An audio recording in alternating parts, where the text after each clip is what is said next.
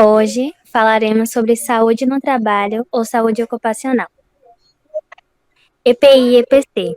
Diferença, definição, principais tipos, legislação, ações de segurança ligadas aos equipamentos de proteção. O EPI e o EPC são ferramentas de proteção para os trabalhadores em geral.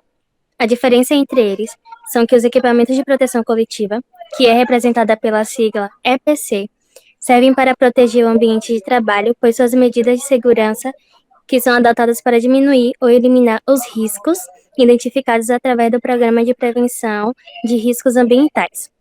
Existem vários tipos de EPC. Alguns deles são kit de primeiros socorros, exaustores, sinalizações, sirenes, detectores de fumaça e entre outros.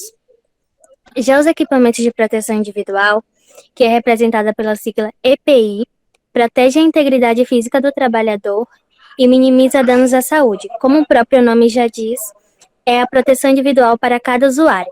Alguns EPIs são capacetes, balaclava, luvas, óculos de proteção e etc.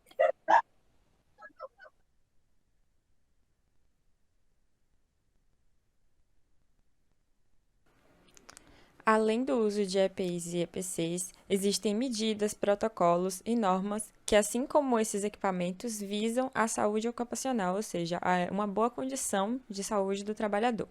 E eu vou falar dessas duas, né, que são a CLT e a medicina do trabalho.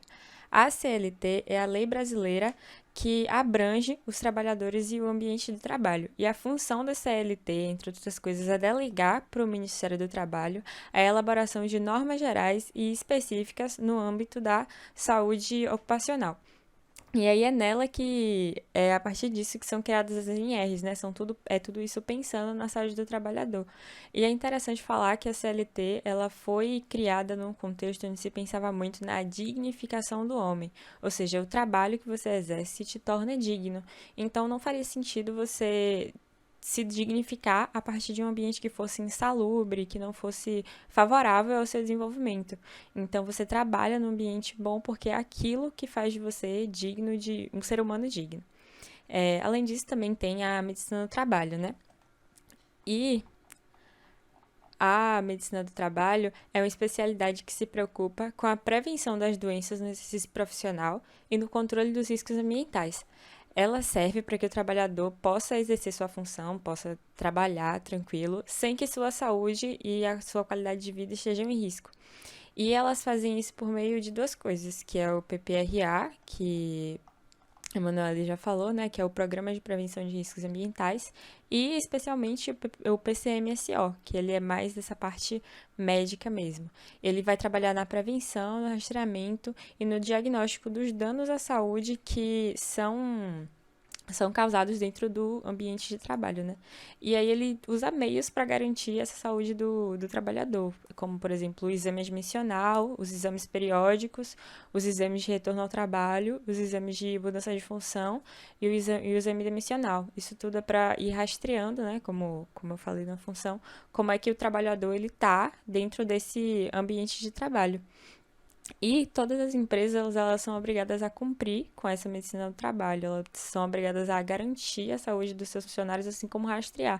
E aí, se você tiver uma empresa e não garantir isso ao seu trabalhador, você corre riscos de ter complicações jurídicas. Então, isso garante que o seu empregador ele vai fazer e vai cumprir com esse papel da medicina do trabalho. E para que ela seja concretizada, né, conta com uma equipe de pessoas. Começa do médico do trabalho, mas pode ser o engenheiro de segurança, o técnico de enfermagem, o fisioterapeuta, o ergonomista, o nutricionista ou também o psicólogo, já que danos à saúde mental também são danos à saúde, né?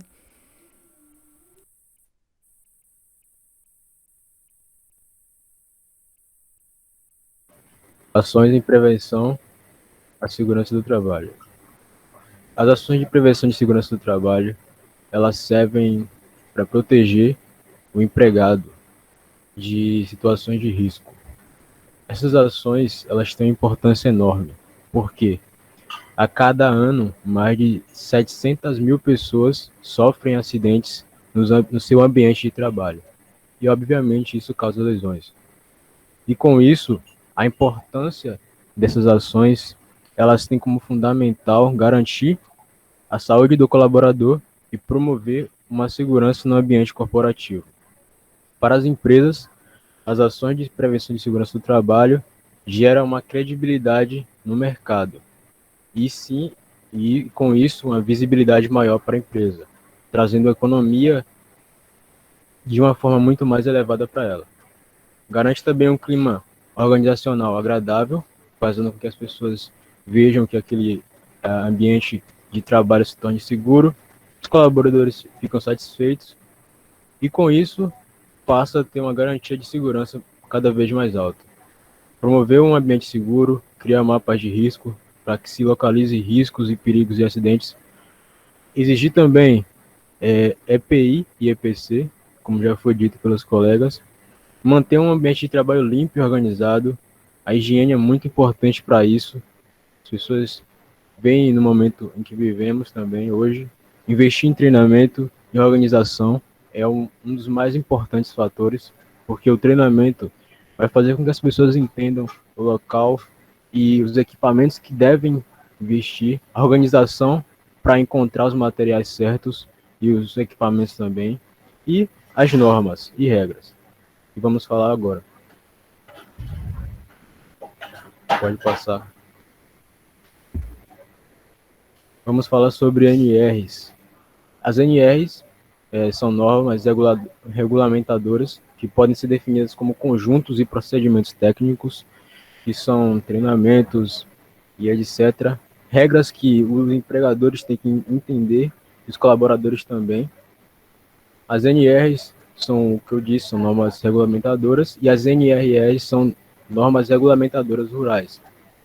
E, visto isso, escolhi dois exemplos aqui de NRs, que são a NR35, que é um trabalho em altura, que acima de 2 metros deve-se ter um equipamento para salvar a vida do colaborador, que ele possa se sentir segura naquele momento. Pessoas que usam esse tipo de equipamento são pessoas que trabalham com energia, pessoas que trabalham em construções e etc, etc. Fiscalização e penalidade. O Ministério do Trabalho e Emprego, ele adicionou essa NR para que os seus empregadores e empregados possam entender as fiscalizações e penalidades perante a isso.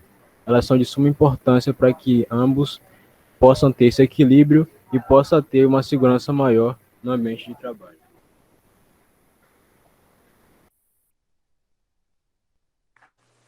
Normas de segurança do trabalho. Pode passar. Qual a importância de seguir as normas de segurança do trabalho? Bom, as normas de segurança, elas são conhecidas como um conjunto de regras. Elas têm o objetivo de conferir segurança para o trabalhador em seu ambiente laboral, que deve ser adequado, salubre e seguro. Dessa forma, ele evita acidentes de trabalho e doenças ocupacionais.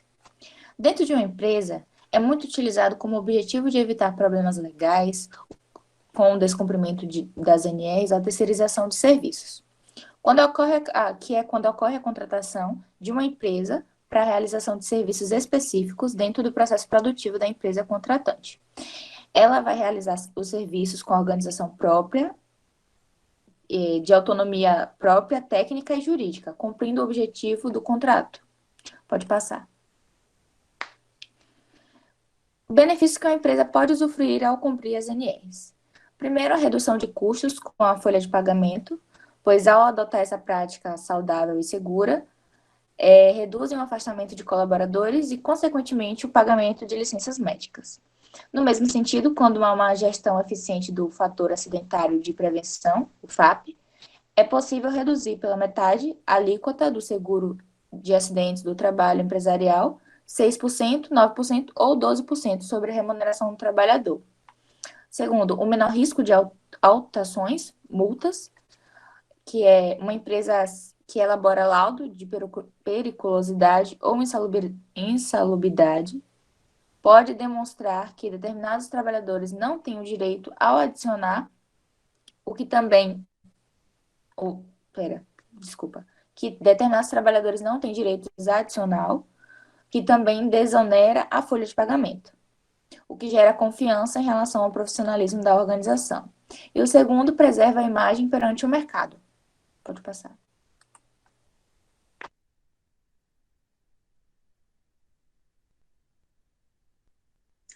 No Brasil, contamos com as NRs desde a década de 1970.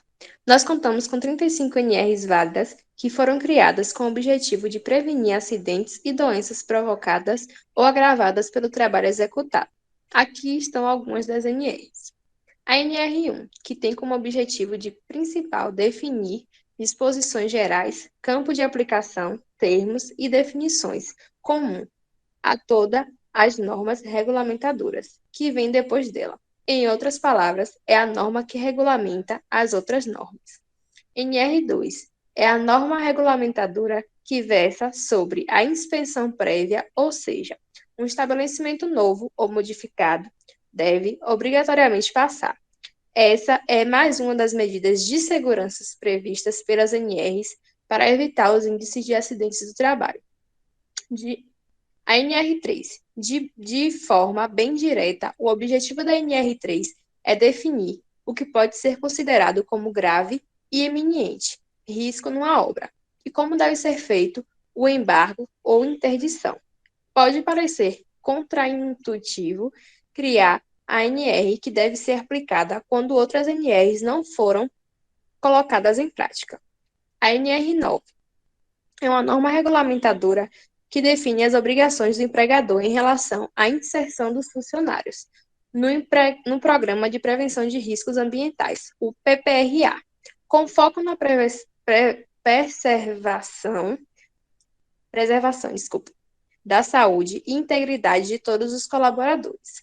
A norma regulamentadora NR10 estabelece os requisitos e condições mínimas, objetivando a implementação de medidas de controle e sistemas preventivos de forma a garantir a segurança e a saúde dos trabalhadores, que direta ou indiretamente interagem em instalações elétricas e serviços com eletricidade.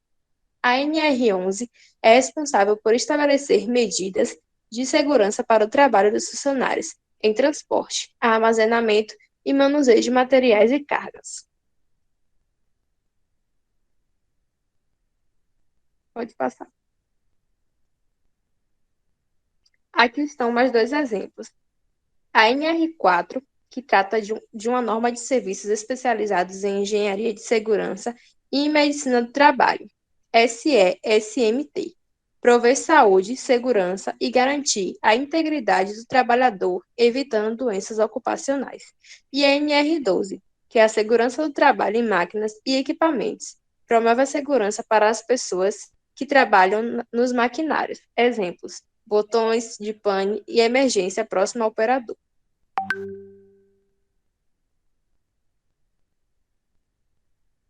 Pode passar.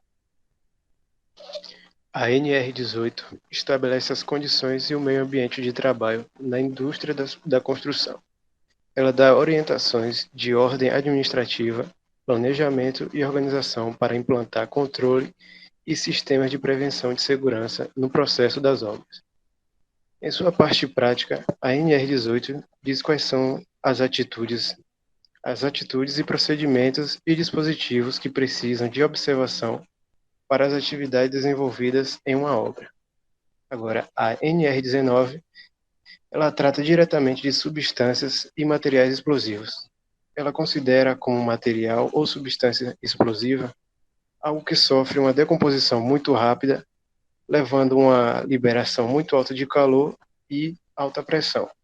Nessa NR é mostrada a forma certa de manuseio de explosivos, como eles devem ser armazenados e como serem transportados. Pode passar. EPIs, como a colega falou no início, a sigla significa Equipamento de Proteção Individual. São equipamentos necessários para proteger uma parte do corpo ou a pessoa toda contra alguns riscos específicos. Na NR6, EPI é todo dispositivo ou produto de uso individual de risco ou ameaças à segurança e à saúde. Há vários EPIs, cada função ou cada tipo de risco pede um equipamento próprio. Sua utilização é muito importante, pois torna a empresa mais segura para todos e isto aumenta o rendimento da equipe de trabalhadores, que se sentem mais seguros para trabalhar e assim conseguem obter seu melhor desempenho. Também é importante a utilização e fiscalização feita pelas empresas, pois não elas ficam sujeitas a serem multadas e a processos judiciais. Vou passar. Bom, dando continuidade à nossa apresentação, vamos agora falar sobre CIPA e CIPAD e mapa de risco. As composições da CIPA. A estrutura da CIPA é composta pelos seguintes cargos: um presidente, que é indicado pelo empregador, um vice-presidente, que é nomeado pelos representantes dos empregados, entre os seus titulares, secretários e suplente, escolhido de comum acordo pelos representantes do empregador e dos empregados. Cabe ao Ministério do Trabalho, através das Delegacias Regionais do Trabalho, DRTS, fiscalizar a organização das CIPAs. A que não cumprir a lei será atuada por infração ao disposto no artigo 163 da CLT, sujeitando-se à multa prevista no artigo 201 desta mesma legislação.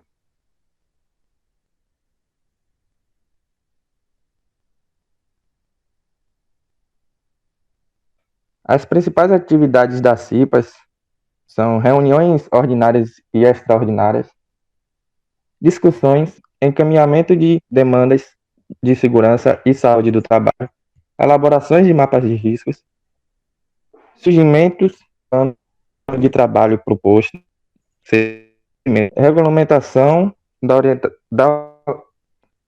regulamentação do orçamento da CIPA. A importância da CIPA é a Comissão No Interna de no Prevenção de final, Acidentes. Realiza inspeções de segurança na empresa, propõe medidas para reduzir ou eliminar riscos, avalia as condições de risco nos ambientes de trabalho, auxilia na implementação de novas ações de prevenção de acidentes e ajuda a empresa no cumprimento das normas de segurança do trabalho. a CIPAD. Os principais objetivos da CIPAD é de orientar e conscientizar os empregados da importância e também como fazer para evitar os acidentes em local de trabalho. Essa é uma forma de aproximar os empregados da empresa e mostrar que as ações dele têm importância para um melhor ambiente de trabalho seguro e agradável. Agora eu vou falar do mapa de risco. O mapa de risco é uma representação gráfica de um conjunto de fatores presentes nos locais de trabalho, capazes de acarretar prejuízos à saúde dos trabalhadores, como acidentes e doenças de trabalho. A função primordial do mapa de risco empresarial é conscientizar e informar os funcionários de forma visual e didática sobre os perigos existentes em cada local de trabalho. Dessa forma, eles estarão preparados para desempenhar as tarefas com o máximo de cautela e precaução possível. Reunir informações necessárias ao diagnóstico da situação de saúde e segurança na empresa. Viabilizar a troca de divulgação de informações entre os colaboradores, incentivando a prevenção entre si através de atividades preventivas.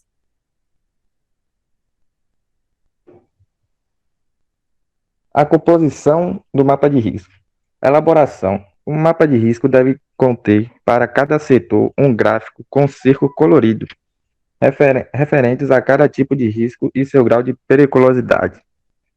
De preferência, o mapa de risco deve ser feito a partir da planta da área. No entanto, no caso da ausência do projeto arquitético, pode ser feito um croquis do local.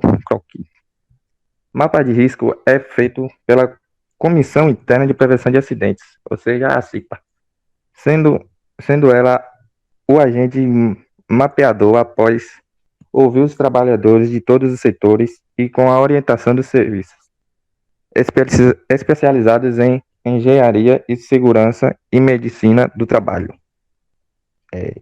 SESMT, do órgão lá. Simbologia gráfica. Aqui está a simbologia gráfica e tem suas cores. Risco químico, risco físico, risco biológico, risco ergonômico e risco mecânico de acidentes. E a sua classificação como pequeno, médio e grande. E aqui os riscos que eles causam. O físico, que é o verde. Ruído, calor, frio, pressões, umidade, radiações ionizantes e não ionizantes, é isso aí. Vibrações e etc.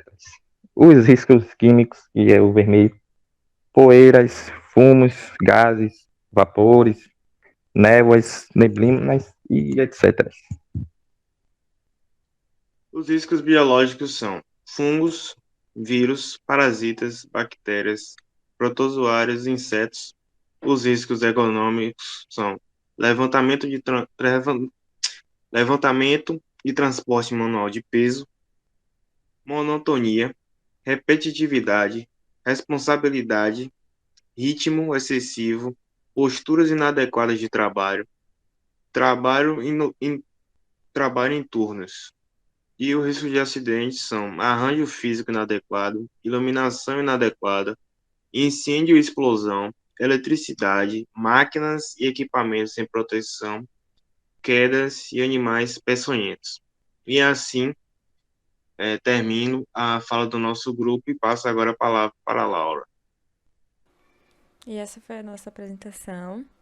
Esses são os componentes do nosso grupo, que são Carolina Nogueira, Cleidiane Silva, Emanuele Araújo, José Fernando Fontes, Laura Novo, Leilane Barbosa, Luiz Amaral, Luiz Moreira Santos e Natanael Almeida. Muito obrigada.